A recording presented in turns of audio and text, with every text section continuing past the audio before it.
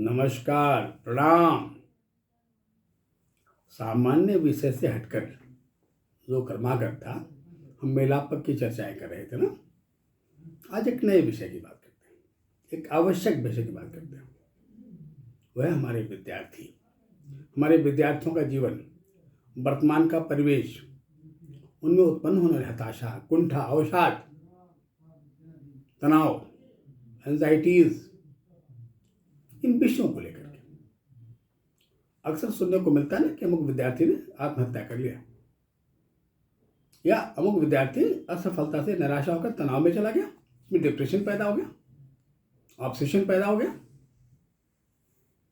ऐसा क्यों? शायद हमारे सामाजिक समरसता में, हमारे पारिवारिक संगठन में, संतुलन में, कि वो हेल्दी वातावरण नहीं, वो स्वस्थ वातावरण नहीं ना, जिसमें आत्मसंतोष की प्रवृत्ति आती है। खैर, अगर हम अपने सौरमंडल को ले लें तो भी एक परिवार ही तो है, बड़ा संगठित परिवार है, एक उत्तम परिवार है।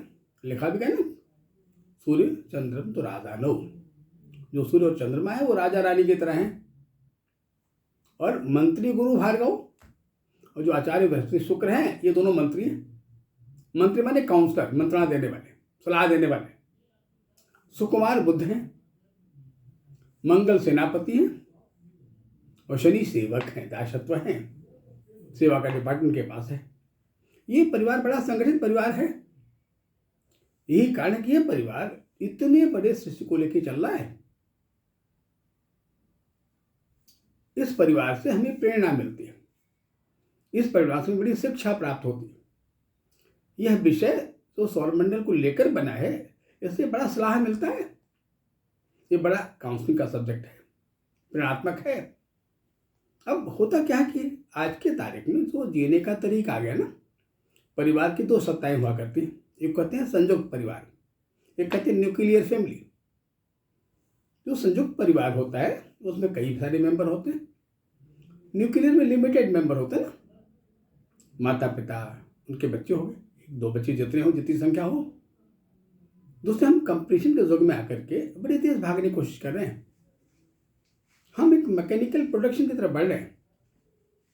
हम चाहते हैं कि हमारा बच्चा बहुत जल्दी प्रोडक्टिव बन जाए, ऊंची नौकरी करे, बड़े ओहदे पे जाए, बड़ी अच्छे तनख्वाह ले आवे, ऐसे फील्ड में जाए।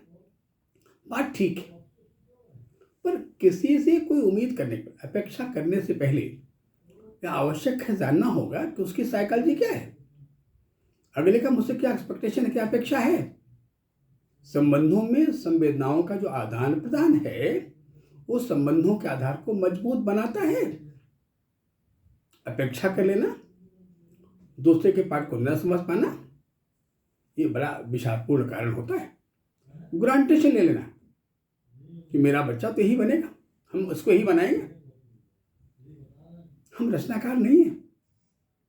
हमारा जीवन प्रकृति का उपहार है, उसको हमने नहीं बनाया। हमें प्रकृति पर, डेस्टिनी पर कहीं न कहीं डिपेंड तो रहना पड़ता है। सब एक बराबर नहीं है भाई, सब एक समान नहीं है। देखो ना, अपने स्वयं के हाथ के क्या पांचों उंगलियां एक बराबर होती हैं? एक माता पिता के सभी संतान एक जैसे होते हैं? नहीं होते। और आवश्यक नहीं। जीवन की इस गति में, मैंने कहा ना, जीवन एक ब्लाइंड रेस की तरह है। शायद इसमें जो बड़ा पीछे दिखाई दे रहा है वो बाद में वही आगे निकल जाए, और जो बड़ा आगे वाला है वो पीछे हो जाए। बिल्कुल सूर्य की तरह। आरभ गुरुवी क्षणी क्रमेण लघु पुरावृत मतिष्य पश्चात दिनेश पूर्वार्ध परार्ध भिन्ना छाई मत खल सज्जना।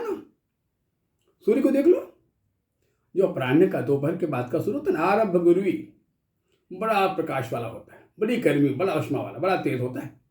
क्षणी क्रमेण, पर वो क्रमशः धीरे कम होते होते होते सूर्यास्त, वो गर्मी समाप्त हो गई, अंधकार आ गया, रात्रि आ गई। पर जो प्रातः सूर्य की किरणें होती ना, वो लघवी पुरा, पहले बड़ा साफ किरणें होती, धीरे धीरे बढ़ती हैं, और वो प्रकाश, वो गर्मी ऊर्जा बढ़ने लगती है दोपहर तक। जीवन भी ऐसी दो पार्ट में, एक शुरुआत में बड़ा तीव्र हो गया, बाद में कमजोर हो गया। एक पहले बड़ा पीछे था, बाद बड़ा आगे निकल गया। तो प्रत्येक विद्यार्थी, प्रत्येक मनुष्य, प्रत्येक व्यक्तित्व तो अलग अलग है। यहाँ पर किस बच्चे में कौन सी प्रतिभा छिपी हुई है, कौन सा व्यक्तित्व तो छिपा हुआ है जो समय आने पर उभरता है, बाहर निकलता है ना, ये जानने की कोशिश करें, हम उनका उत्साहवर्धन करें। हम अपने बच्चों से दूसरे बच्चों की तुलना न करें। अरे भाई देखो ना, वो कम सुविधाएं देता है और उसका बच्चा आगे निकल गया, हम बड़ी सुविधाएं देते हैं, हमारा बच्चा पीछे हो गया। बच्चा बच्चा है, बच्चा एक व्यक्ति है, एक संरचना है, वो व्यापार नहीं है, एक मैकेनिज्म नहीं है। उसको व्यापार का आधार मत बनाओ ना, उसे जीवन बता दो, उसे रसपूर्ण दो, उसे प्रयास करो कि वो बौद्धिक रूप से मजबूत बने। हम जिनकी किताबें पढ़ते हैं, जिनके ग्रंथ पढ़ते हैं, वो बड़े अच्छे स्कूल वाले नहीं थे, बड़े अच्छे विद्यालय में नहीं थे, पर इतने विद्वान हो गए जिनकी हम तुलना भी नहीं कर सकते हैं। आप तुलसीदास जी को ले लो, रामायण की संरचना, वाल्मीकि जी को ले लो। वाल्मीकि जी का इतिहास क्या था? वो तो राम राम ही नहीं बोल पा रहे थे, उन्हें कहा कि मरा मरा कहिए, इतने बड़े विद्वान हो गए, पूरी वाल्मीकि रामायण लिखो, उन्होंने लिख दिया। कालिदास को ले लो, उनका जीवन कैसा था? शब्दों को चबड़े मूर्ख थे, इतने बड़े विद्वान हो गए। किसी सूरदास को ले लो, आंख के अंधे थे और संवेदना का वात्सल्य की ऐसी रचना कर गए कि जो आंख वाला भी नहीं कर सकता है। कहने का तात्पर्य यह है कि जीवन एक गूढ़ रहस्य है, बिल्कुल हमारी पृथ्वी की तरह तमाम रत्नों से भरा हुआ है, हमारे समुद्र की तरह उसके गहराइयों में बड़े अद्भुत रत्न छिपे हुए हैं। जीवन की गहराई ऐसी है, अतः जीवन के आपाधापी में तेज भागने की चेष्टा न करें। बच्चों के प्रति उन पर दबाव मत डालें, बहुत तेजी से आगे बढ़ाने की चेष्टा न करें। तेज यात्राएं हमेशा कष्टकर होती हैं। जो संतुलित यात्रा है वही यात्रा का एंजॉय कर पाएगा। जो संतुलित गति से चल रहा है ना, जो सौम्य गति से चल रहा है, जो ट्रेन का यात्री है वो तो यात्रा का वर्णन कर सकता है, जो तेज भागने वाले जहाज का यात्री वो तो यात्रा का वर्णन कैसे करेगा भाई? तो हमारी गति सौम्य होनी चाहिए, हमारी गति संतुलित नहीं, क्योंकि जीवन की यात्राओं में ही आनंद है। जीवन का मंजिलों में कोई आनंद नहीं होता है। अतः हम अपने बच्चे को एक बेहतर इंसान बनाएं, एक ऐसा प्रोडक्टिव मशीन बनाने की कोशिश न करें कि जल्दी से पैसा कमाने लगे, नहीं वो IAS बन जाए, वो PCS बन जाए, वो IPS बन जाए, वो डॉक्टर बन जाए। कुछ बनना है, ये अलॉटमेंट आपके ऊपर से पैदा हुआ है। पर सबसे पहले हम अपने बच्चे के संवेदना को समझें, उसकी प्रतिभा को टटोलें, उसमें व्याप्त जो कलात्मक गुण है उसको जानने की चेष्टा करें, ताकि हमारे उसके बीच में संवेगों का आदान प्रदान हो सके, हम उसे एक बेहतर व्यक्तित्व दे सकें। किताबी ज्ञान के आधार पर अगर व्यक्तित्व विकसित हो भी जाए तो नेचुरल की बराबरी नहीं कर पाएगा। अगर हम उससे बढ़िया व्यक्तित्व दे देना, आंतरिक ज्ञान उत्पन्न कर देना, तो जीवन का विकास हमारे ज्ञान पर बहुत निर्भर है। अतः जितने बड़े बड़े वैज्ञानिक हुए, जितने बड़े बड़े काव्य रचना करने वाले व्यक्ति हुए, वो स्कूली शिक्षा में बहुत तेज नहीं थे, लेकिन उनके अंदर क्रिएटिव और बहुत बढ़िया था, बड़े से रचनाकार थे। अतः हम इंसानों का निर्माण करें, वैज्ञानिकों का निर्माण करें, कलाकारों का निर्माण करें, एक खुशहाल परिवार का निर्माण करें, एक ऐसे भविष्य का निर्माण करें जो संतुलित हो, सुखद हो।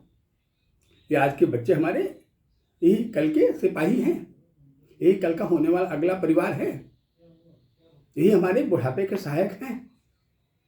हमें अगर ऐसा जीवन हम उन्हें प्रदान कर सकें जो संतुलित हो, जो खुशहाल संतृप्त हो, उसमें संतोष का बड़ा लक्ष्य होता है, बड़ा आधार संतोष का होता है भाई। संतोषान्न परम सुखम, उसी कहते हैं जहाँ सेटिस्फैक्शन है ना वही तो सेलिब्रेशन है, और जहाँ सेलिब्रेशन है वही प्रॉस्पेरिटी है। तो अपने अपने हिस्से को प्राप्त कर हमें गर्व का अनुभव होना चाहिए, हमें उसको सेलिब्रेट करना चाहिए। हमें अपने दृष्टि के प्रति, प्रकृति के प्रति, भगवान के प्रति कृतज्ञ होना चाहिए।